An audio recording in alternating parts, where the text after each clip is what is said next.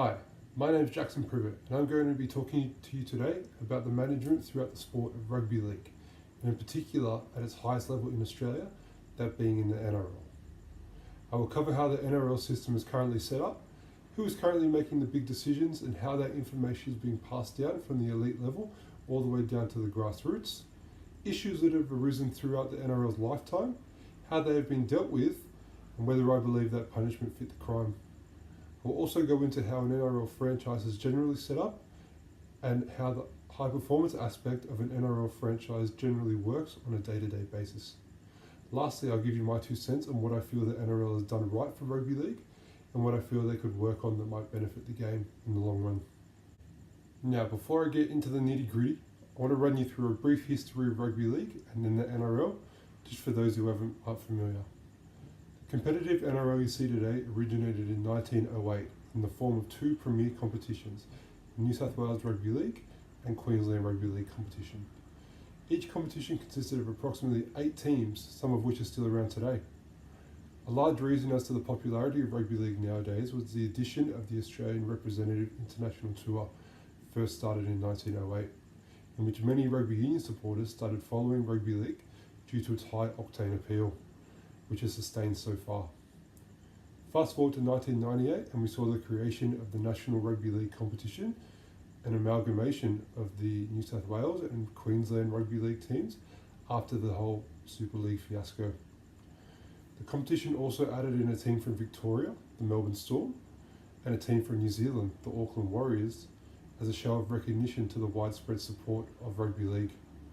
Other significant events in the rugby league's history include the first televised game of rugby league in 1961, the first State of Origin game in 1980, the first grand final without a New South Wales team involved in 2003, and the first All-Queensland grand final in 2015, all the way up to this year when the NRL established its first ever professional women's competition.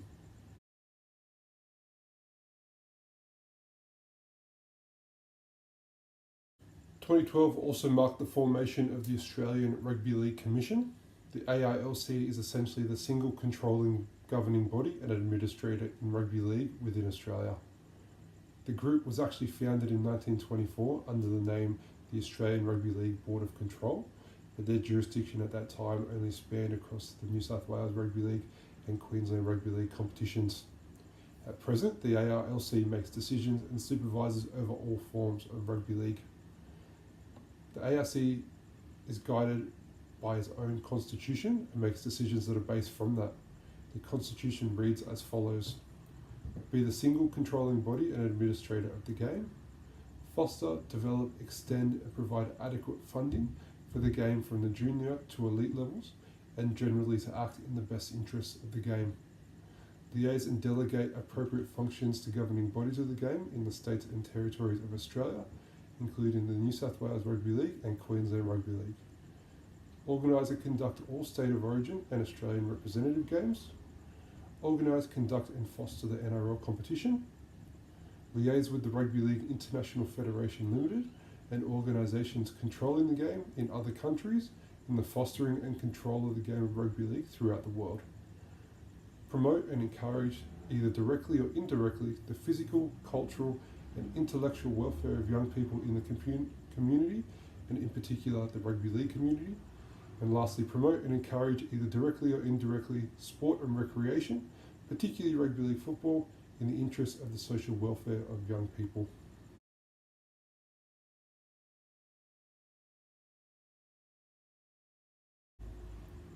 The ARLC is made up of 8 members, each of whom brings their own specific skill set and experience to the Commission. The members' names are located on the slide. As the established decision makers of rugby league, the ARLC makes its decisions, which is then passed down to the current CEO of the NRL, Todd Greenberg. Todd is the current voice and face of rugby league, and there is not a day goes by where you don't see him in the media, whether at a press conference on TV or in the news. It seems as though Tom Greenberg is the one running the show when you look at it from the outside. However, when you consider the role of the ARLC, you wonder what exactly Todd does in his current role as CEO. Food for thought. We'll come back to that later. Below Greenberg, sits an appointed group of people known as the NRL leadership team. Each person within the group has a designated and fundamental role in maintaining the state of rugby league, both from the NRL and throughout Australia. Their names and roles are pictured on the slide for your knowledge.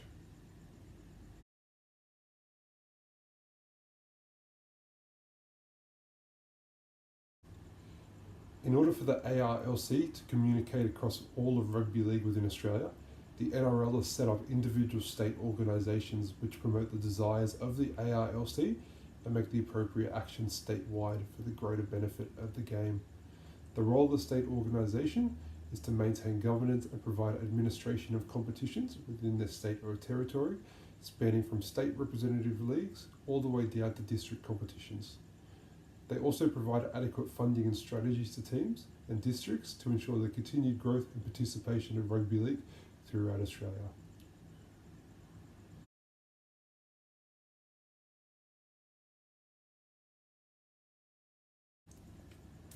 Whilst the game of rugby league is flourishing in Australia, the NRL and ARLC understand that in order to maintain the popularity and participation rates needed, threats to the integrity of the game need to be investigated thoroughly, and contingency and management plans need to be put in place that will hopefully result in the complete eradication of such threat.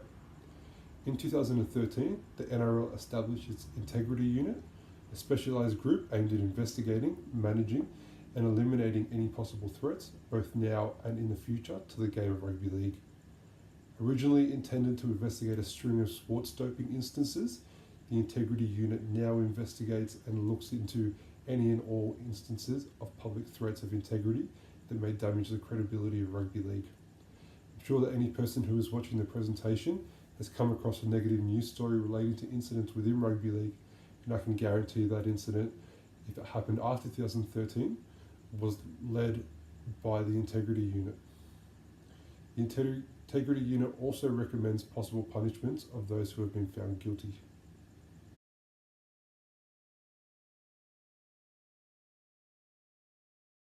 I brought up a number of issues that I believe the NRL needs to look at if they are to service themselves correctly and maximise their management within the NRL. The first issue that I've brought up is the mismanagement of salary caps. We've seen in recent years a number of teams mismanage their salary cap on purpose in a way of cheating. In recent years, high-profile cases like the Canterbury Bulldogs in 2002, the Melbourne Storm in 2010, the Parramatta Eels and Manly Sea Eagles in recent times as well have all been called out severely overspending over the salary cap as a way of cheating and gaining that competitive advantage.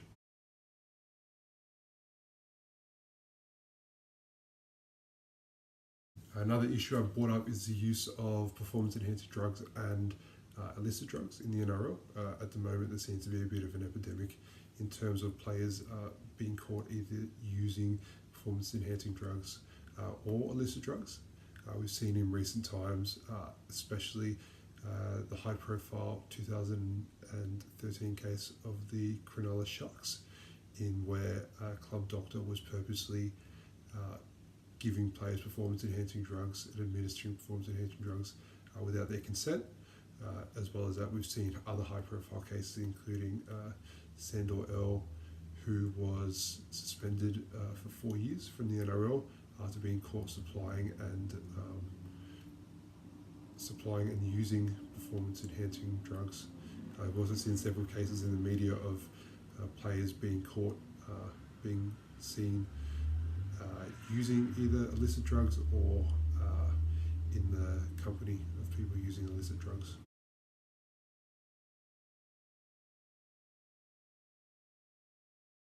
And the last issue that I've brought up that provides some problems for the management of the NRL is the amount of off-field incidents that have happened in the NRL. We've seen players like Matthew Lodge, Blake Ferguson, so on and so forth, constantly in the media for off-field incidents.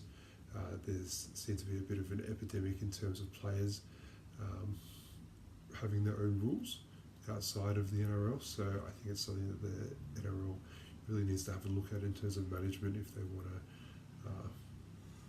maintain the credibility of rugby.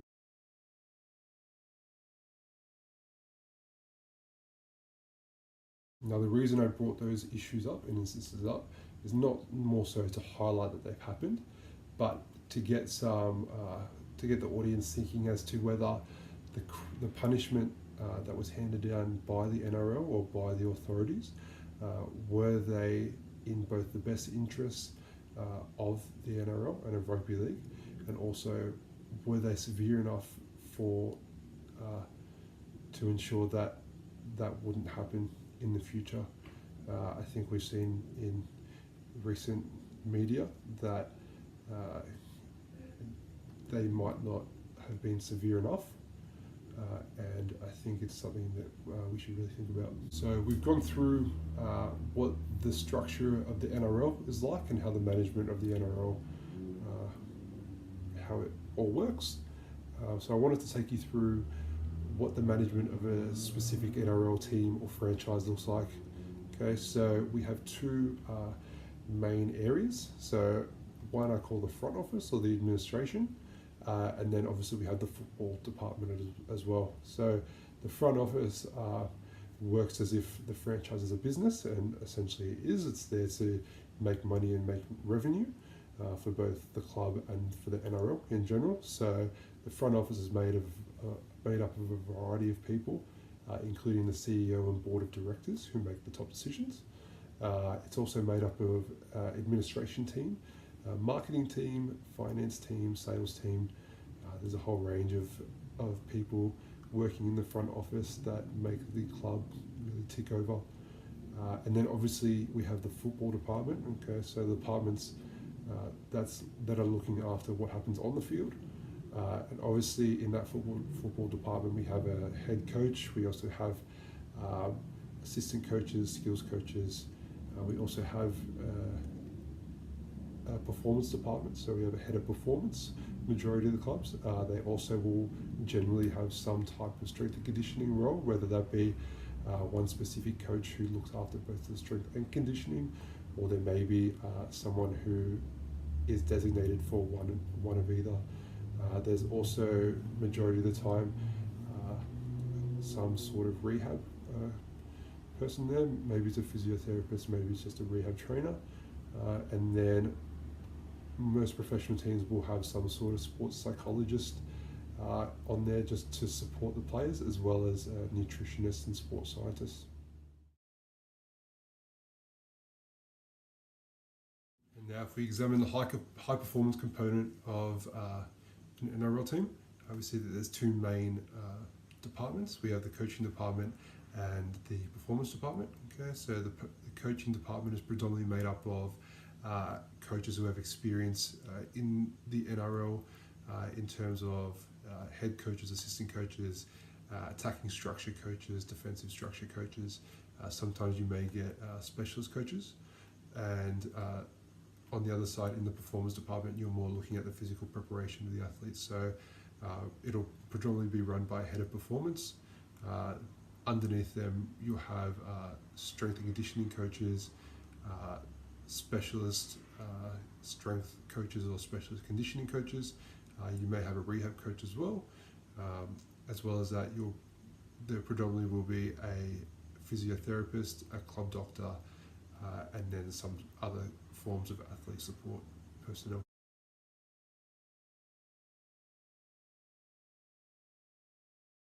But as we can see in the following slide, there's a lot of communication between both departments, and there's a lot of communication in between each department as well. So all the staff in the side are all working cogs to make the department, team and franchise do.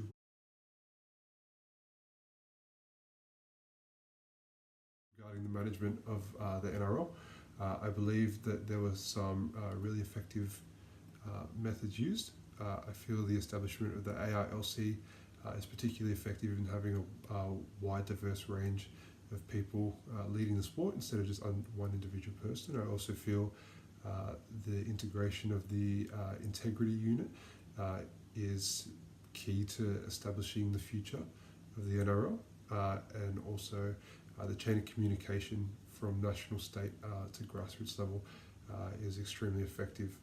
Some things I didn't find as effective. The role of the CEO, Todd Greenberg, is a little bit hazy for me. I also found that there was a disparity between the severity of punishments for off-field incidents as opposed to drug incidents. I feel sometimes the severity of the off-field incidents were kind of swept under the rug, and the punishments were minuscule as opposed to those